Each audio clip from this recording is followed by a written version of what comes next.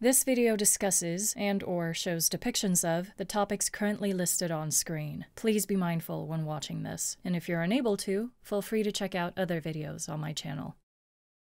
Horror games. Everyone's heard of them, but not everyone plays them or is even remotely familiar with them. On surface level, it may seem like they're just like the scary stories we were told in the dark by our friends as children, that their only purpose is to strike fear into people. But those of us who play them know there's more to them than that. Just as with other kinds of entertainment, just as with other genres, some games are there to enlighten you, to make you think and to empathize, to make you see how horrific some situations are, and to make you recognize the strength it can take to overcome them. They're there to tell a story or to make you feel something. Sure, that something might in certain cases purely be fear, but horror is a great vehicle in which to explore other emotions and themes, ones that might not come to mind to everyone in everyday life, and ones that devs may be hard-pressed to include in games within more lighthearted genres. Let's get some better lighting in here.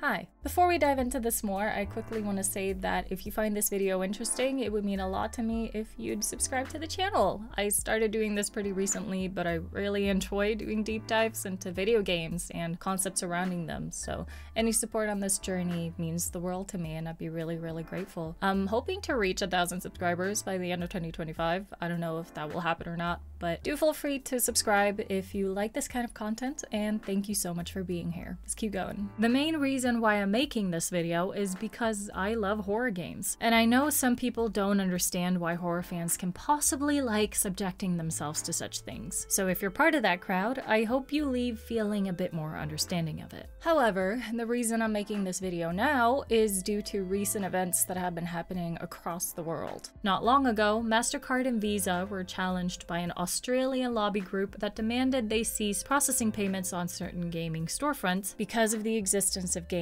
in which women are taken advantage of and abused in various ways. I do understand where they're coming from with this. I don't think media that encourages sexual violence is a particularly good thing to put out into the world, but this instead led to a bunch of games being removed from search results, or from the platforms entirely, that classified as adult or not safe for work, which is a very broad category that ended up affecting the horror genre. Additionally, the Online Safety Act was implemented in the UK recently, which requires age verification for certain content in order to ensure that kids don't see what they shouldn't. This again is something that may sound good on paper, but which has led to its own building snowball of problems already. Understandably, many are now worried that this will keep impacting the horror community or impact it much more than it already has. As Horror Games Community on Twitter puts it, it opens the door for these platforms to label anything as unsafe or not safe for work and remove it entirely. Horror games often walk that line with their themes and aesthetics. One example that leans pretty far into these kinds of themes is a game that was actually banned from Steam due to it containing sexual content with depictions of real people, which is false. The game does contain censored images of the developer's own body, though more so in gory contexts rather than what it was wrongfully banned for, but back to the topic at hand. This game is called Vile Exhumed, and as the developer herself says, it's a game about searching through an old computer, uncovering dark secrets, and experiencing the horrors of parasocial obsession and misogyny. In Vile, we take the role of, or at least search through the computer of, a man who we learn is named Sean. Throughout the game, we find pictures, chats, notes, and even videos that bring us closer to the truth of what kind of man Sean is, and the awful crimes he has committed. All of them, of course, rooted in the hatred and objectification of women. This is a game that's meant to make players uncomfortable by placing them face to face with a real-life problem. The disturbing content isn't there as something gratifying, as something to be glorified. It's there as a way to invite reflection by exposing us to a specific, ugly side.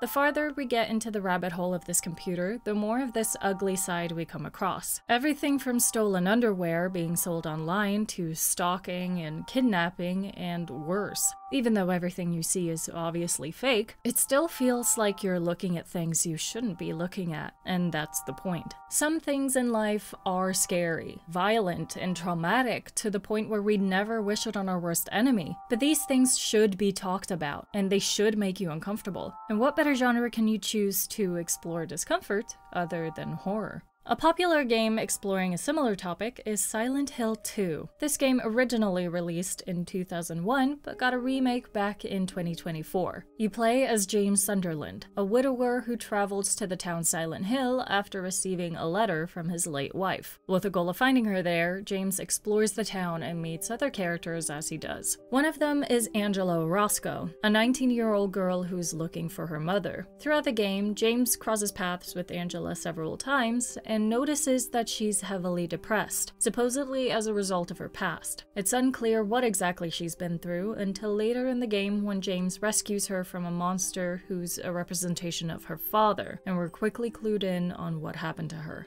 A way to describe this monster is that it looks like two people merged together on top of a rectangular sheet of metal, which resembles a mattress or bed frame. Piecing this together with the environment in which you fight this creature, especially in the original game where there's pistons and holes on the wall moving in and out, there is only one way to interpret what Angela's background is supposed to be, and this is confirmed in what she says to James after the fight is over. Or you could just force me. Like he always did.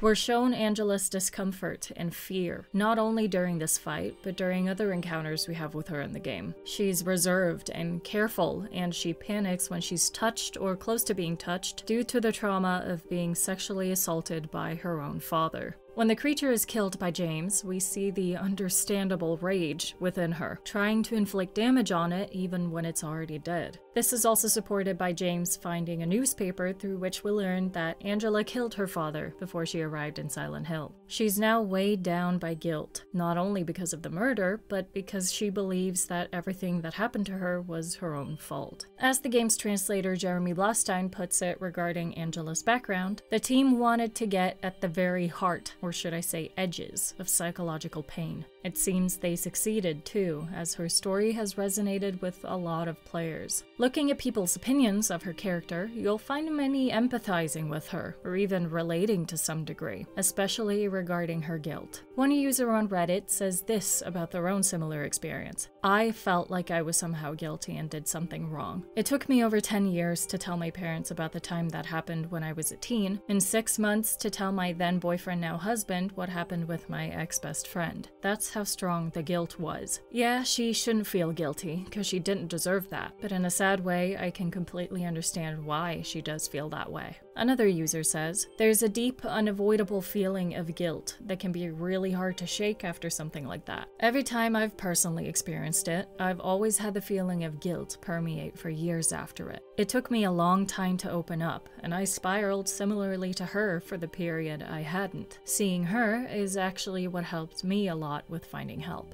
On the topic of guilt, a different way to explore this can be seen in the game Mouthwashing. You play as Jimmy, the co-captain on a space freighter that's stranded after a crash. The actual captain, who we believe is responsible for what happened, has been left in a horrific state after the incident and is unable to do pretty much anything but breathe. The rest of the crew, made up by Jimmy, Anya the medic, Swansea the mechanic, and Daisuke the intern, now have to find a way to survive, which is easier said than done as tensions are pretty high. As we progress, we learn about each member of the crew through their interactions with one another. Little by little, we're subjected to the idea that Jimmy might not be the good guy we might have assumed he is, given that he's the protagonist of the game. In time, we learn that Anya is pregnant, this as a result of Jimmy forcing himself on her. Not only that, but we also find out the captain isn't behind the crash that left them all stranded. Jimmy is. It's revealed that the crew found out a while ago that the current shipment would be their last, and they'd lose their jobs once returning home. This, coupled with finding out that his abuse would be revealed through Anya's pregnancy, causes Jimmy to spiral.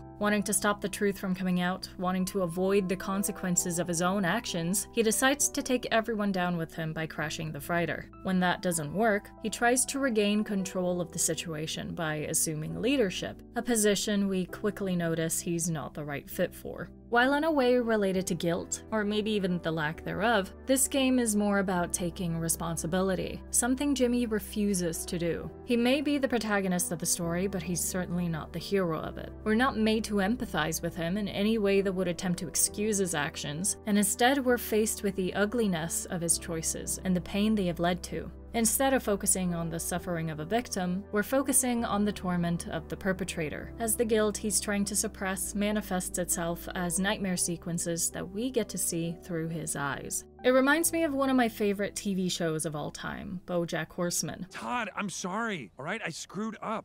I know I screwed up. I don't know why. Oh, great. Of course. Here it comes. You can't keep doing this. You can't keep doing shitty things and then feel bad about yourself like that makes it okay. You need to be better. While it's not a part of the horror genre, and it's obviously not a video game, it's a story that explores the flaws of a man, and that doesn't make him out to be a good guy. They're not afraid to bring the ugly sides of BoJack into the light, and never try to make excuses for him, even despite his own attempts to do this. We go through the show seeing the negative impact he has on people around him, and the guilt he feels, but doesn't know what to do with. And you don't feel bad about any of this stuff? Yeah, of course I do. I've spent so much time feeling bad. By the way, most of these women don't even remember, I bet. Well, that's really convenient for you. I'm the one who has to live with this shit. I'm the one who has to feel the guilt all day, every day. So you're the victim here? Yeah. We don't get a happy ending in which everyone has forgiven him entirely, in which he's completely changed, but we see him try. Despite his awful actions, ones that have even led to death, the series is critically acclaimed due to how it approaches topics such as mental health and addiction. What's more is that it compels you to reflect. If you relate to him in any way, you're faced with a mirror that essentially shows you your own flaws. The character of BoJack is an example of what kind of person you shouldn't be. And if you are already like him, you're shown that there's still plenty of room for you to improve instead of self-sabotaging like he does over and over again. What seems to start out as just another mature comedy cartoon eventually changes into something with a much deeper message, and if you haven't watched it, I heavily recommend that you do. As I mentioned earlier, horror games are similar this way. If you're not very familiar with the genre, you might assume it's just gore and jump scares without much substance outside of that. You might even think that horror games in which heavier topics are discussed, such as mental health and various kinds of abuse, are unable to handle it well. While there are of course exceptions to this, just like with any other medium, it's a gross misconception of the genre as a whole. Yes, some games may aim for a sort of shock factor to bring out the discomfort in players, but that doesn't necessarily mean these games lack the tact or general ability to portray more serious topics well. One of my favorite horror games is the 2012 indie hit The Cat Lady. Not because it's the best and most polished game ever. It released over a decade ago and the controls were already kinda clunky back then, definitely more so these days, but because of the way it portrayed depression. If you're unfamiliar with this game, at first it may not sound like the kind of game that would succeed with handling this topic well. It actually starts with the main character, Susan Ashworth, committing suicide. In death, though, she meets a mysterious woman who brings her back to life and even grants her immortality, the exact opposite of what our protagonist wants, but she also tasks Susan with taking out 5 people that she refers to as parasites. We soon find out these parasites are deranged and dangerous individuals. For example, the very first one we have to deal with is a doctor who kidnaps and kills women just to use their bodies as a form of artwork. As you can probably tell just from this one parasite, the game is interlaced with gruesome content that succeeds in making anyone who plays it uncomfortable, in big part thanks to the uncanny graphic style and stiff animations. But as mentioned, it's not these parts that make the game so good to me. There's a section in The Cat Lady that, despite its heavily supernatural undertones, is one of the most realistic scenes in a game that I have ever played. After the confrontation with the aforementioned doctor, Susan is back in her apartment. She states that she's in need of a shower, some food and coffee, and a cigarette. The player then has to fulfill these wishes for her, which may sound easy enough, but proves to be harder than you might think. During this section, there are 2 gauges, one red and one green. The red gauge fills up when Susan gets upset, while the green fills up when she does something that instead makes her happy. If you reach a full red gauge, Susan ends up having a breakdown, and this gauge is very easy to fill. For example, making something to eat may seem straightforward, as all you have to do is pick up a cheeseburger from the fridge and pop it in the microwave. After doing this though, it turns out you also have to set the microwave timer to the correct time, something you may not have considered. If you fail to take the extra step of examining the burger beforehand, you won't know the correct answer, so there's a big risk of you accidentally getting it wrong, and if you do get it wrong, the red gauge will go up as Susan's food is ruined. Even making a cup of coffee is more tedious than it may sound. You have to find a clean cup somewhere, then fill the kettle up with water, then grab the cup and make coffee in it, and lastly make the coffee creamy. You have two options here. There's some coffee creamer in the cupboard and also some milk in the fridge. Unfortunately, if you opt for the milk, you'll learn that it's actually spoiled, leading to Susan's red gauge going up. This gameplay section is an excellent way of showing how you may feel when dealing with depression. Everything you do, no matter how small it may seem, can feel like a near insurmountable task as it requires so many steps, and it's something that's capable of setting you off at any time. I can imagine most of us, regardless of being diagnosed with depression or not, have found ourselves in such a bad mood that the slightest inconvenience has caused us to spiral even further. Maybe you just woke up on the wrong side, which made you feel grumpy all day for no particular reason. When you finally got to treat yourself to a cheesecake, you dropped the whole thing on the floor, which made you start crying and ruined your whole week.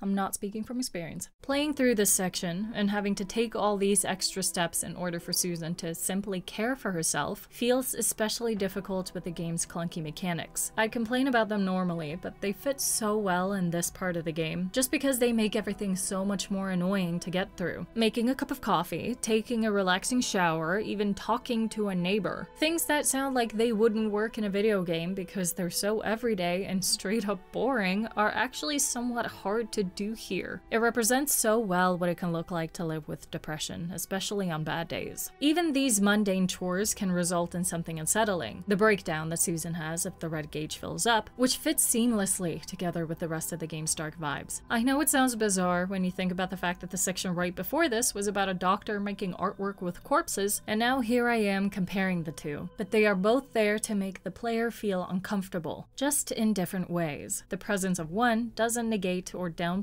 the other in this case. There is much to say about the cat lady. I could talk at length about how it also handles topics like revenge and finding value in life, as well as of course death, and how even immortality doesn't make you feel entirely safe, but I'd be here a while. My point is, just because horror games contain unnerving content, that doesn't mean they're glorifying acts of violence or abuse. Just because they contain content that's considered inappropriate for children, that doesn't mean they're inherently harmful. A lot of people go through downright scary things in real life and should be able to have an outlet for their trauma, to share the horrors they've been through without fear of being quieted or having to tone it down just to make it palatable. And people should be able to play these games, to learn about these topics or find comfort in being able to relate and feel seen and heard without being subjected to the notion that it's something to be shamed or even censored for. This is why horror means a lot to me. Sure, sometimes I just want to feel a bit spooked while still aware of the fact that I'm safe at home and all I want is a controlled dose of adrenaline, but sometimes I want to be blown away by something raw. Exactly as with other genres. On occasion, I just want something fun for entertainment's sake only, but I love when games pull me in and break me down with a heart-wrenching story, something I can feel. In the study, Video Games and Their Correlation to Empathy, How to Teach and Experience Empathic Emotion, it's mentioned that empathy has 4 components, 2 of which are empathic concern and personal distress. The former is about a feeling of concern for the misfortunes of other people and a sense of sympathy, while the latter is about a feeling of personal anxiety and unease. Out of all 4 components, I think these 2 fit the horror genre best. If done right, when we're subjected to stories like the ones I've discussed in this video, we don't revel in it. We feel the discomfort ourselves and sympathize with the characters experiencing it.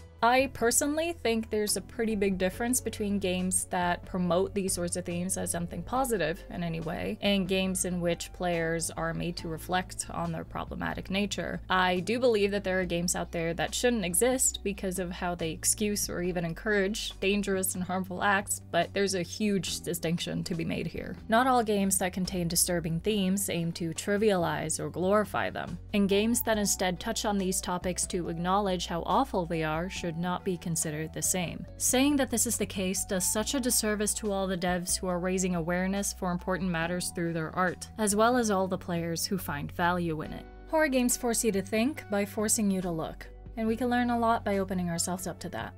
Thank you for watching.